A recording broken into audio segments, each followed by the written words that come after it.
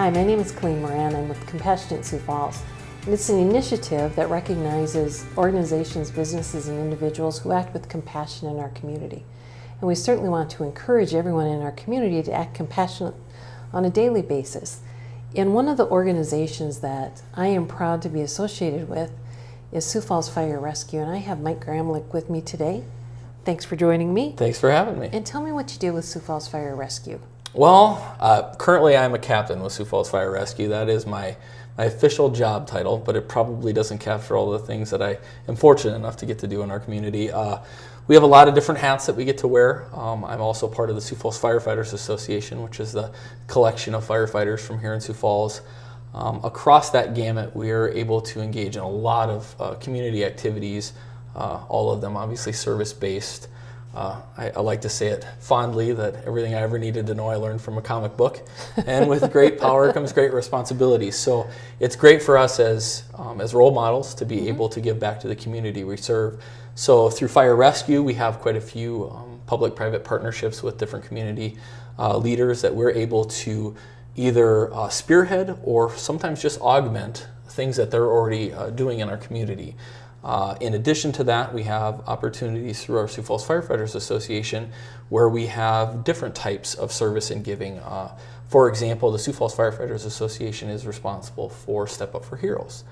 Some people in our community have come out and joined us to climb some stairs out at Howard Wood. We usually have that every single year in September.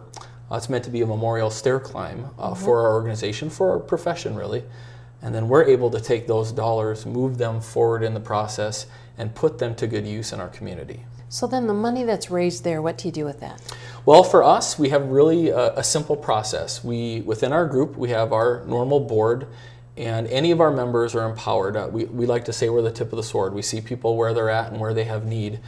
We have 3 rules. They're pretty simple. You can't give people cash, you have to get your hands dirty, and you have to bring someone along for the ride. If you can meet those 3 criteria, for the most part, we're going to help you figure it out. And it really evolved over the years. In our line of work, we obviously go to people on usually what is their worst day. Right. And over the years, you see a lot, and you can't always step in and help. And I think over the years, when people talk about getting jaded in this line of work, I think that's part of it. But when you really peel away the layers, what you come to the conclusion is that for most people to help, most of the time the only obstacle is finances. You just can't physically come up with it all on your own. So we've really attempted to take that part of the equation and just take it out of play. And not to anyone's surprise, when you're able to do that, people see a lot of solutions out there. Sure. I mean, obviously they've seen the problems for years, but now they're able to see the solutions, and we're able to help work them through what that might look like. And then they, of course, as we alluded to in the rules, they're going to get their hands dirty. So they're going to meet these people where they're at. They're going to figure out what is the best way that I could help them. And a lot of times it's as simple as engaging this person. Hey, look, I have the ability to do something. What would help you the most? And then, of course, probably the most fun part for me is that you have to bring someone along for the ride. Sure. And that all was born out of the idea that no matter how well we do as firefighters within the Step Up for Heroes program or any of the other service programs we have, we're still going to be limited in the number that we have. There's only roughly 200 of us. But if we can figure out a way to inspire other people to do similar acts, which there are groups all over Sioux Falls doing this every day, we build that capacity. And long term, by bringing these people in, we learn what other groups are doing. And a lot of times what we're doing is just connecting people. A good friend of mine likes to talk about being a Lego. And oftentimes that's the role we have, is we're just sticking people together. If you don't have that knowledge of all the groups that are just doing amazing things out there, you might miss that opportunity to help someone. So when you say that you have to get your hands dirty and you have to bring somebody along, and what's the other one? I can't give them cash. Can't give them cash. What kinds of things have people that you work with been able to do? It's kind of an amazing gamut. So we have had things as little as, we'll say, gift cards to the grocery store, right? Hey, how can I help you? Well, we're just struggling to get food on the table. Okay, well, it doesn't do me a whole lot of good to bring you over 6 bags of groceries. I don't know what you like, but I can help you, get through this next month, right? So there's a lot of that little stuff, but it has gone all the way up to pulling in, we had one of our members coordinate a church group and some other folks, some of our friends over at Billion, and they got a guy a car Wow. His car had started on fire within the territory that this particular engine company served. And they knew the guy. I mean, we know our folks that we serve in our community, and they realized, man, this is his only way to get to work. And between all of those teams working together, they were able to present this guy with a car.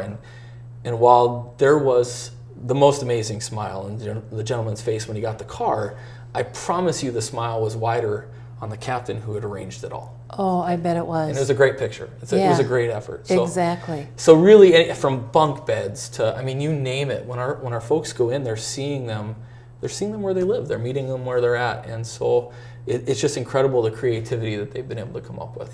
I think what's really cool about that is it is not someone asking you for something. It is the people that you work with, other firefighters that say, hey, I think we should do this. This would be good for our community members. And that is so admirable. I am so proud to be even associated in a little way with Sioux Falls Fire Rescue that you do that. Well, like I said, we take it as a responsibility. We're afforded a lot of love from our community, and for us, it's a joy. It's a joy to give back. What other kinds of things do you as an organization do? Because there's Sioux Falls Fire Rescue, and then there's the association, and there's other things. I know you give and give and give to the community, so tell us a little bit more about what you do. So we have some more formalized giving opportunities that we do through the association, things that we've done. Really, they're tradition, and they're just beloved traditions, of course. Every Christmas, our guys and gals get to go around and shop for Christmas presents. If you've never seen it, it's a sight. I've always said we should just sell tickets so that people can come to, it's usually at Lewis, that's where they've gone historically, and you just have these people descending on one of the Lewis stores, and they're just filling carts, and then they get to go deliver it to all of the children's hospitals. We've always had, spoiler alert, we have somebody that dresses up as Santa Claus. It's not the real deal, but they go around, and that's one of the ways, and I mean that's been going on for years. We've become part of that fabric of the community, and those our members hold that very dear. Not everyone will do everything, but everyone will do something, and that's really all we're looking for. So things like that.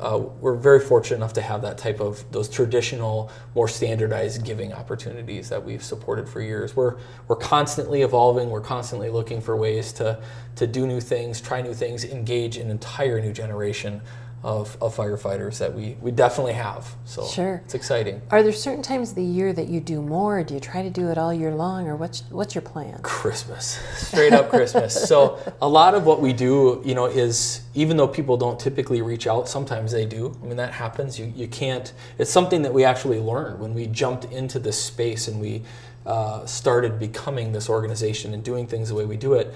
You do learn what that's like. And when you talk, we're very fortunate. I've had the opportunity, I've got pulled in from some other community leaders into opportunities to have conferences on different giving styles and the way that it works.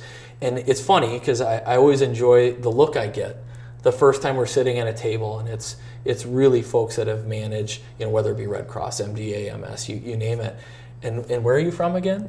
I'm a firefighter, Sioux Falls Fire Rescue. And then you get to engage in the differences in the way that we meet our people versus the way that they are able to go out and meet with their people. But we do this, and we get that opportunity. It's very unique. It really is unique, and it's such a wonderful service to our community members. So thank you so much for doing that. I appreciate all that you do. I'm sure there's much more that you do. Is there anything else that you'd like to remind the community of or tell them about? Well, we couldn't do it without you. We also couldn't do it without our people. While I tend to be the one who sits at the table and gets to talk with wonderful people like you, the truth of the matter is it's a huge team doing a lot of work behind the scenes, and really it's born out of the support that we get from our community. So. And I think it's just so wonderful that you not only serve them in your role as a firefighter, but you serve the community in so many other ways. And so thank you so much for all that you do. I appreciate it. And again, I'm Colleen Moran with Compassionate Sioux Falls. If you'd like to learn more about Compassionate Sioux Falls, you can get the information on the screen. The same with Sioux Falls Fire Rescue. Thank you.